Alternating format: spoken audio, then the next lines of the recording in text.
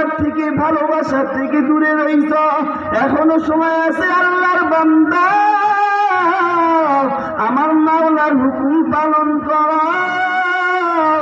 ফজরে মুয়াজ্জিন ডাকে আসসালাতু খায়রুম মিনান নাউম, ঘুম হইতে নামাজ পড়ো। আল্লাহর বান্দারে, এত ঠান্ডার ভিতরে তুমি ঘুমাইলা,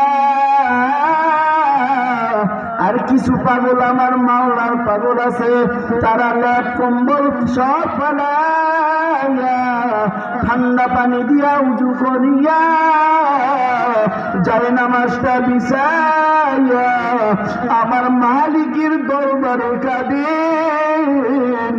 রে আল্লাহর বান্দারে, এখনো সময় আছে, রব্বুল আলামিনের হুকুম পালন করো।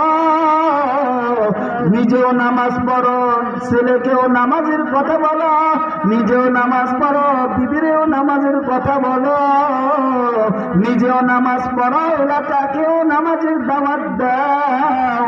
قال رسول الله صلى الله عليه وسلم مفتاح الجنة الصلاة, নামাজ হলো বেহেশতের চাবি।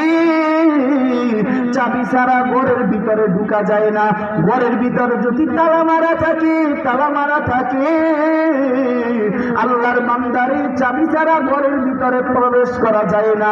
জান্নাতের ভিতরেও চাবি থাকবে নামাজ, জান্নাতের ভিতরেও তালা মারা থাকবে। তুমি দুনিয়াতে চাবি বানায়া নিবা, মারা যাওয়ার পর রব্বুল আলামিন তোমাকে আমাকে ভালোবাসিয়া জান্নাতে দিবেন। এরে আল্লাহর বান্দারে, দুনিয়াতে এত পরিশ্রম করো শুধু ভালো থাকার জন্য, 3 বেলা খানা খাওয়ার জন্য, তোমার বাবাকে ভালো রাখার জন্য, তোমার আম্মাকে ভালো রাখার জন্য, তোমার বিবিকে ভালো রাখার জন্য, তোমার ছেলে মেয়েকে ভালো রাখার জন্য এত পরিশ্রম